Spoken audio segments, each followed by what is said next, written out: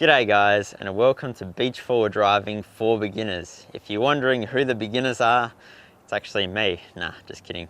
So this video is really aimed at the people that have just bought their first forward drive and they're a little bit nervous about taking their forward drive on the beach for the first time.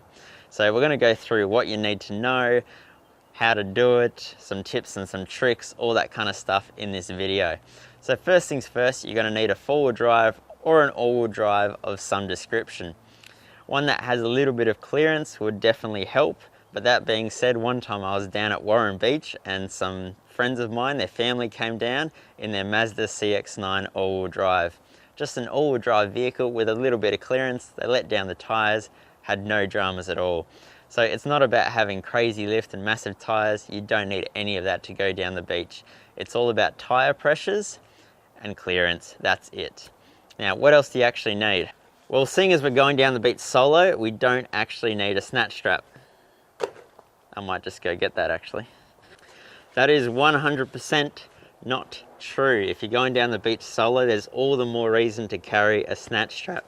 The reason being is if you get stuck and somebody comes along and they're willing to give you a snatch out, it's kind of just the etiquette goes that if you get stuck, it should be your recovery gear that you use.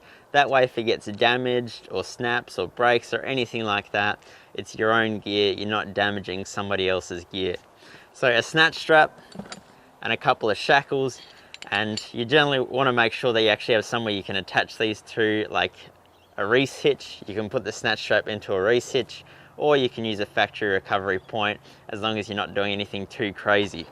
So besides that, what else do we need? A tyre gauge of some description. This one is an analog one, it can be a digital one, it doesn't really matter. Now some people would say that you need a tyre deflator. I wouldn't really agree with that. If you're going forward driving for the first time, don't even worry about buying one of these. Try out forward driving, see if you like it, and if you like it, get all the accessories, but you can be perfectly fine using your standard tyre gauge. Now another thing that you need, depending where you're going, is an air compressor. Can you guys keep a secret? There's actually no air compressor in here. There used to be, but now it's mounted in the car. Now it's just a toolbox. Now what I mean by that is if you're going forward driving close to a town, like we will be, you could actually get away without an air compressor. You can just go to the service station after you're done, air up the tyres, too easy. But it is generally recommended to carry an air compressor. So what else do you need?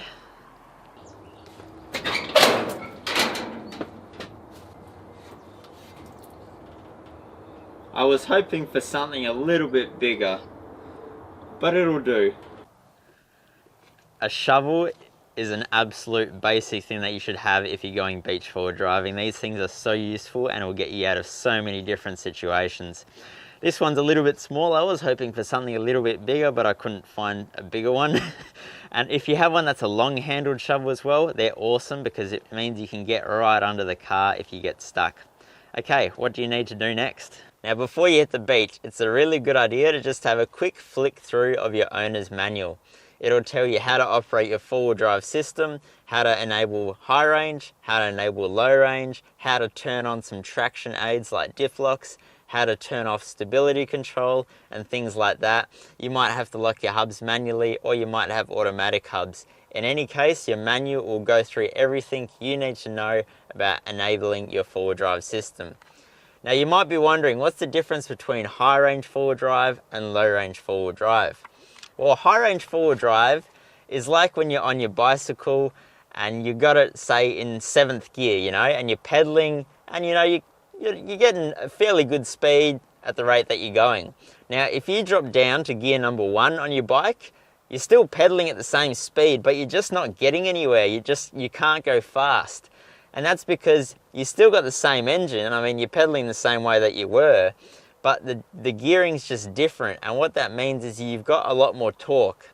So if you are in high range forward drive and you put your foot down and the car just doesn't want to get moving, if you just switch down to low range forward drive, you'll get a lot more torque and you'll probably be able to crawl out of the situation.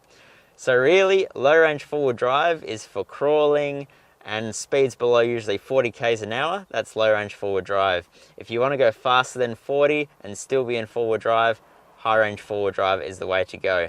Now every vehicle is a little bit different, but normally this car, high range four-wheel drive on the beach, no dramas at all.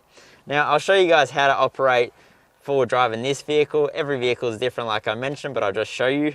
So to engage four-wheel drive, super easy, just turn the switch into 4H. That enables four-wheel drive, high range, super easy. To engage four-wheel drive low range, you just need to put it into neutral and then turn the switch into 4 low. Pretty simple, hey? Now there is other things that you need to learn as well, like how to disable your dynamic stability control if your vehicle has it. This is only an issue with modern vehicles. Your old cars don't have all this electronic rubbish, but anyway, learn how to disable it. So if you read your manual, it might tell you how to disable most of it.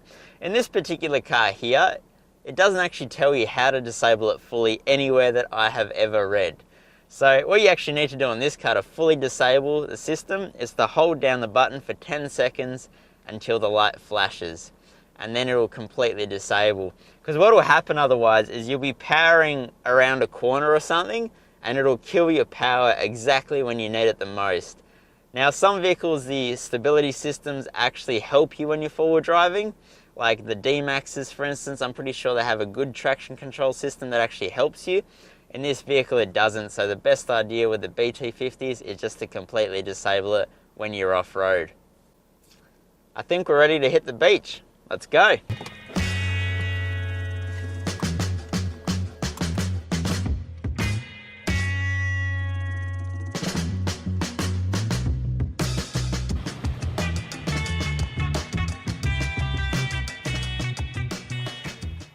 What a beautiful day to go forward driving for the first time as a beginner. If you can crack a day like this, you're winning. 30 degrees, very minimal wind, perfect day. And we're at a beautiful location. This is Sandy Cape, let me get that right. Sandy Cape, just a little bit north of Jurien Bay in Western Australia. All right, first things first, tyre pressures. So why do we drop our tyre pressures? Well, the key to beach forward driving is dropping your tyre pressures. It improves the vehicle's performance insanely. Your car will go anywhere if you have the right tyre pressures. Now, what do you actually do by dropping the tyre pressures? Well, you extend the footprint of the tyre. Normally, with a fully inflated tyre, you only have about that much tread touching the ground, something like that. Now, when you deflate the tyres, you can actually almost double the amount of tread that you have touching the ground at any given time. So you just have so much more traction as a result. Also, if you have tyres that have some really nice aggressive side tread, that's going to come down and also touch the ground as well. Like my mud tyres, they have really aggressive tread, so when you let them down, they actually bag out and you actually have more traction as a result because of the side lugs, side tread as well. Now the second reason is it actually protects the tracks and it stops the tracks getting so cut up. Because you don't have to rev the engine so hard, you're not spinning your tyres, the tracks also get saved. So there's another good reason. So let's drop the tyres. I actually forgot my tyre pressure gauge. Give me a minute.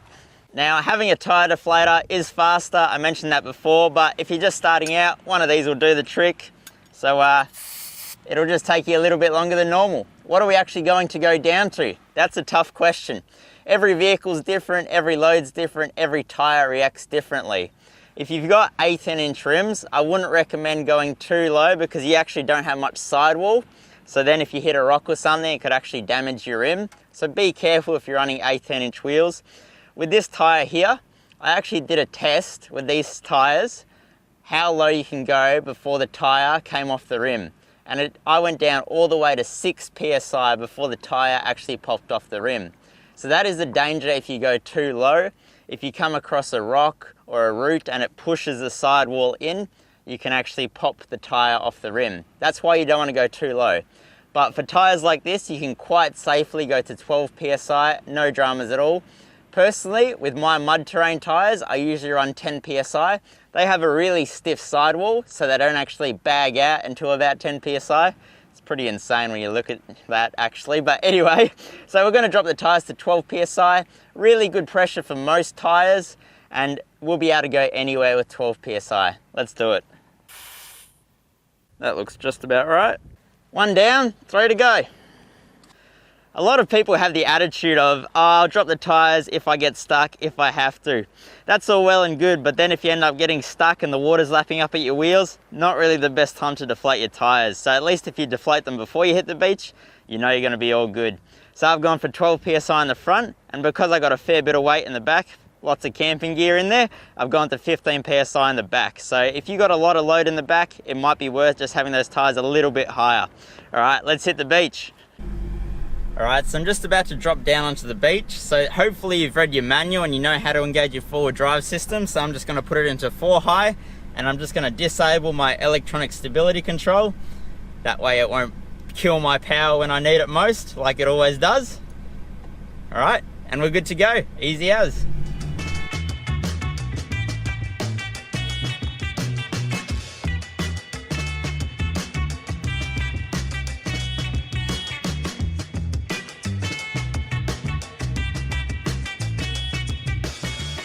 Alright guys, we're just about to drop down to the beach. Now, if you're not sure what you're doing, the best thing to do is just stay in the ruts at the very top side of the beach, close to the sand dunes. And when you're staying in them, if the beach is on an angle like it is, a little bit of an angle here, what you want to do is actually just counteract it a little bit with just a little bit of left-hand steering in this case, just to make sure that you stay in those ruts. If you hold the wheel too straight, you can actually quite easily jump out of those ruts. And if the sand's really soft down there, then you're going to get yourself into a world of hurt. So if you're starting off, just follow the ruts, because if somebody else has managed to get through before, chances are you'll be able to get through as well.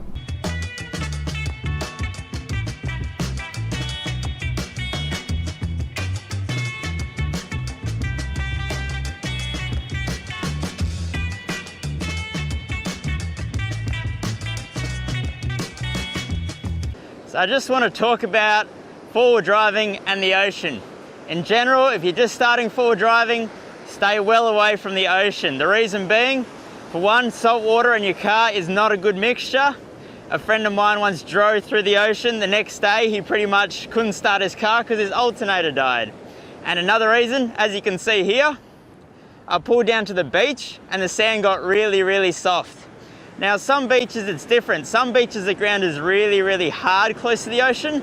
For instance, Fraser Island, you can zip along those beaches all day long. The sand's really nice and hard. In this case here, as I was coming down, it just got really, really soft. So if you're just starting out, best thing is to stay well away from the ocean. Stay in the wheel ruts up the top until you get your confidence up. All right, let's see if I can actually get myself out now, eh? So in this situation here, I'm probably going to put it into low range, because in high range, it's probably just going to struggle. By putting it into low range, it's got a lot of torque, means you can get wheel spin, which means it'll probably get us out of this situation.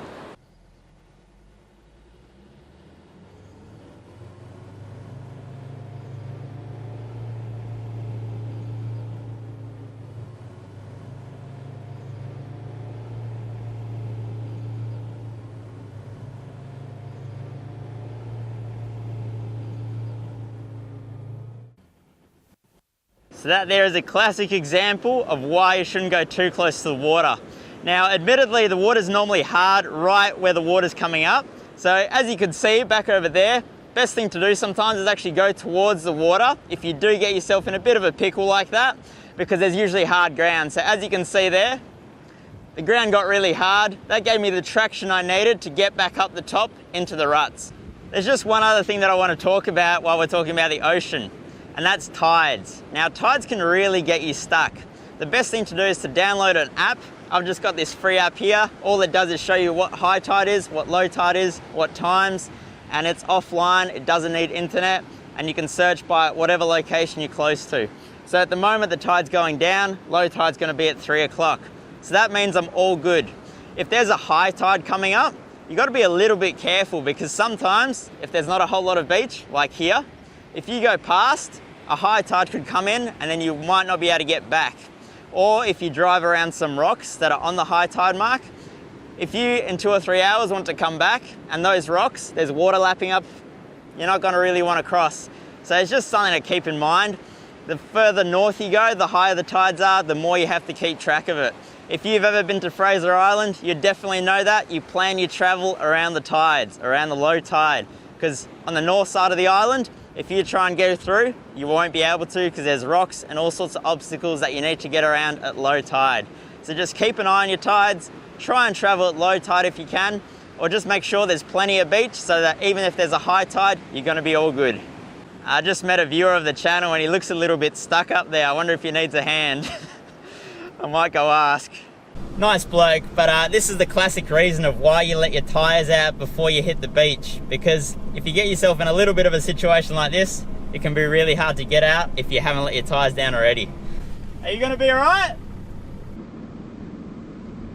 So he's let down his tires now, so we'll see how he goes. He might be able to get out, no dramas at all. See what happens. We'll just give him some space. See, the trouble with this situation here is because you're on the angle, you can just keep going down until you get to the water. So it's a bit of a tricky one, but you might be able to do it. You might be able to do it. Come on.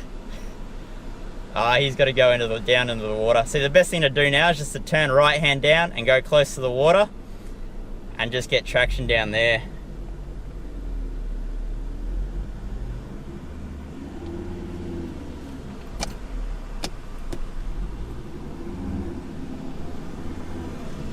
And he's out. It's tire pressures, guys. It's all about tire pressures. Now, turning around is another time when you could possibly get stuck. Now, this beach is very narrow. There's not a lot of room to turn around.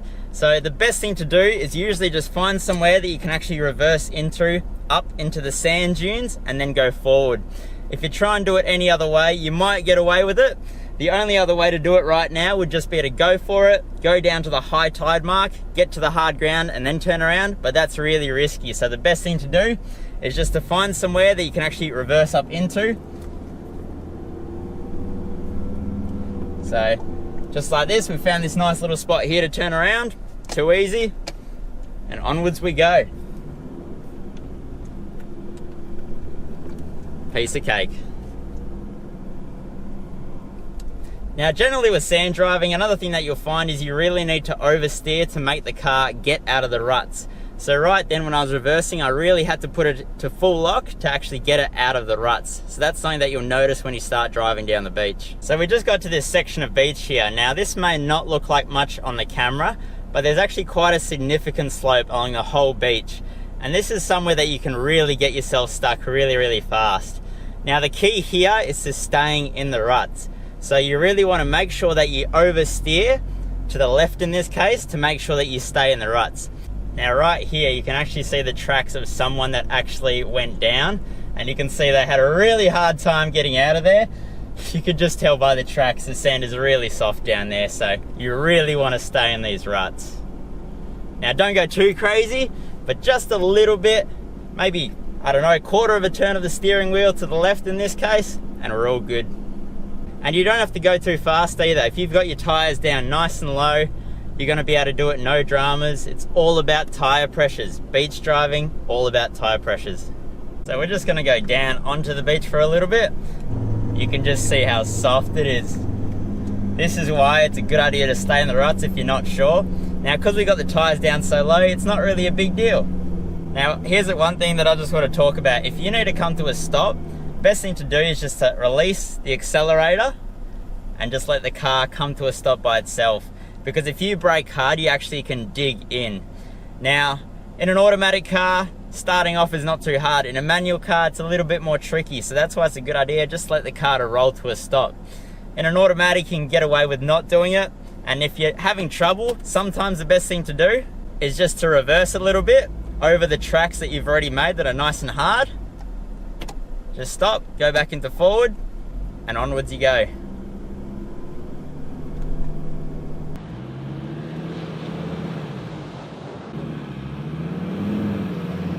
For the purpose of a demonstration, I've got the car stuck. But I just want to say, if you feel like you're getting stuck, you're starting to get bogged, you're not really moving anywhere, the worst thing you can do is sit there spinning your tires. You're just going to get yourself more bogged, and it's going to be harder to get out. So the second you feel like you're getting stuck, just stop. Now, the next thing to do after that is to grab your phone out, open up your camera app, and take a photo.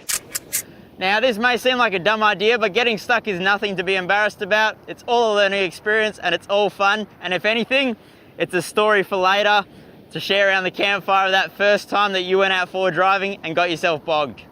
Now, why do you do that? Because you just need to chill out for a second and figure out the best way to get out of the situation. Rushing into anything never helps. Now, I just want to say, this is in a situation where you don't have running water. If you got yourself bogged and there's running water, either the tide's lapping up at your wheels or you're in a river, don't take a photo.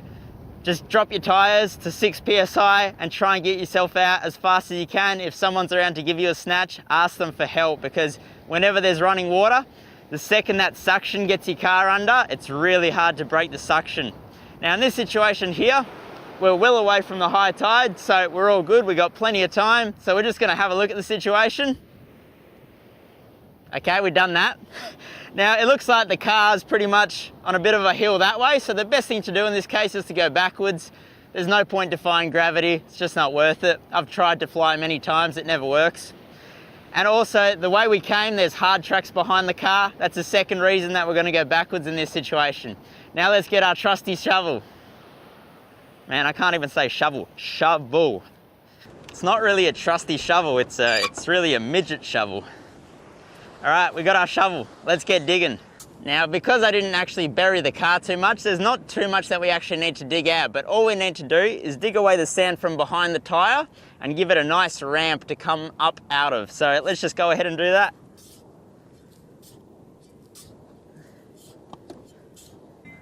All right, so we've got a nice ramp for that wheel to come out. Now let's just do every other wheel.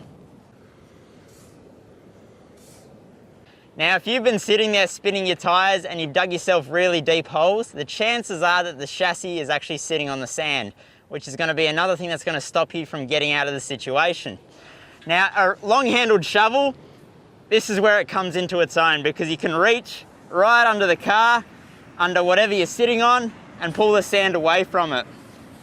Unfortunately, we didn't bring a long-handled shovel, did we? We just got midget shovel with us. Now, if you don't have a shovel, that means you're just gonna have to get under the car yourself and pull the sand away just using your hands.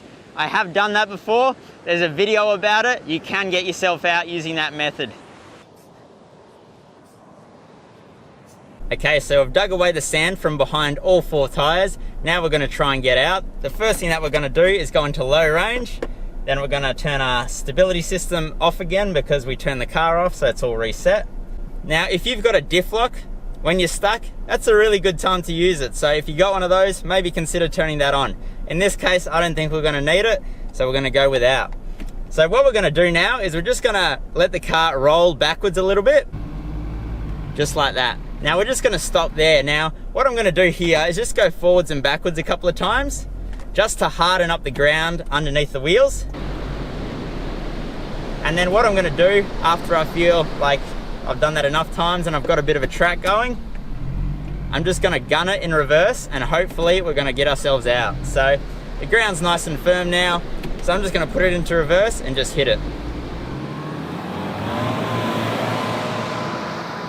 Now the key is not to spin your tires when you're trying to jiggle yourself. Jiggle, is that a bad word? When you're trying to rock yourself out of that situation, don't spin your tires, just go a little bit backwards, a little bit forwards, just get a nice little firm patch going and then just give it a shot to get out of there with a little bit of wheel spin and you should be right. But remember guys, if you start getting stuck, don't spin your tires, it's only gonna make things worse. And wear your seatbelt, be responsible. Now, one other thing that's worth mentioning is if you're driving along the beach and your car's struggling, like you can hear the engine working really hard, chances are your tires are too hard. Now, obviously it depends. Sometimes the sand is just so soft that no matter what pressure you're running, the engine's gonna be struggling. But if you're just cruising down the beach in somebody else's wheel tracks and the engine's working really, really hard, chances are you should drop your tires a little bit more, because one thing that does happen, as the tires are being used, they heat up, so the air pressure inside actually goes up. So even if you started at 12 psi, the tire pressure might be 15 psi because of the heat. So just check your tires, maybe drop them a little bit lower and go again, see if that helps. It's all about finding the right pressure for your vehicle and your tires, and the best way to do that is just to try different tire pressures and see how they go. Now, when we got stuck earlier, we already had dropped our tire pressures, but if you hadn't dropped your tire pressures, or if you hadn't gone that low with your tire pressures, that would be a really good time to drop your tyres a bit lower to help yourself get out of that situation. Because we already had the tyres on 12 PSI, that was pretty good. We managed to get out, no dramas at all. Now, as you guys can see up here, there's a lot of seaweed on the beach. Hot tip for you guys, never drive over seaweed. Like, there can be layers and layers and layers of it, and it can be really, really boggy. I got myself stuck so bad one time near Esperance. I'll put up a photo of that right now. And it's just a nightmare to get out of. So avoid seaweed, especially buried seaweed. It's so soft, it's not funny. There's one more really good reason to let your tires down. When you let your tires down, when you're going over rocks, like in this area here, there's a lot of limestone rock around this area. When you let your tires down, the tires actually kind of mold around the rock. When they're hard, they don't do that. So you're actually more likely to get a puncture. And four-wheel drive tires, they're not cheap. So if you can preserve your tires, it's an awesome idea. Just heading towards one of my favorite little bays in this whole area. It's just this tiny little bay. On a calm day like today, the water's gonna be flat as in there. I might even go swimming. The water's gonna be freezing, but when it's 33 degrees outside, sounds like an awesome idea to me. All right guys, now listen up. This is the most important part of four-wheel driving. It also happens to be the bit that I'm the worst at. Finding a beautiful bay like this and just chilling out and taking it all in. I'm just not very good at doing nothing. All right, I'm gonna do it, and I'm gonna do it before I change my mind.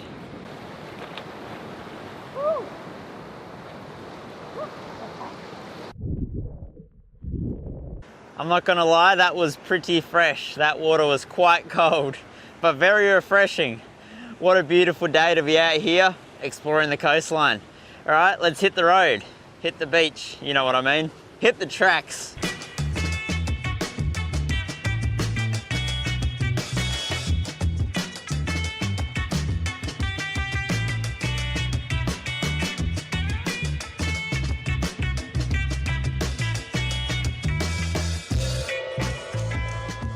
Now sand dunes. Sand dunes are a lot of fun. You can have a ball in them in your four-wheel drive. But you gotta be pretty careful because what happens is drop-offs form. And usually that happens when there's really strong winds and it blows away all the sand. So you end up with a sand dune and then suddenly it just drops off. So you gotta be pretty careful because if you go over that with speed, you could do some serious damage, especially when you don't know what's on the other side. So if you're in sand dunes, best thing to do, take it really easy. If you can, follow somebody else's tracks who was there before, and just, yeah, be really careful with them, and you'll be all good. Once you get your confidence up, you can kind of explore a bit more, but at the start, just be pretty careful. Now, we're almost back in town, but just before we get into town, I just want to try a little experiment. Now, normally this works, sometimes it doesn't, depends how bad the beach is, but I just want to really illustrate how tyre pressures are the key to beach driving. So I'm actually going to put the car into two-wheel drive, and we'll see how we go, see if we manage to get down the beach without getting bogged. Let's do it.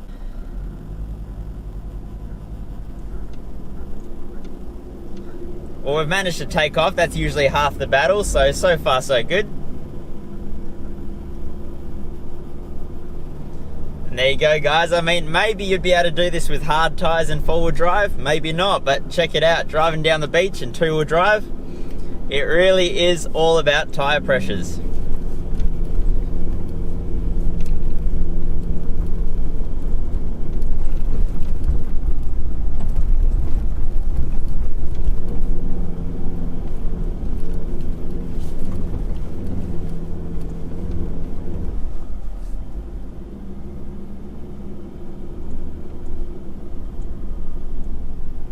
There you go, guys.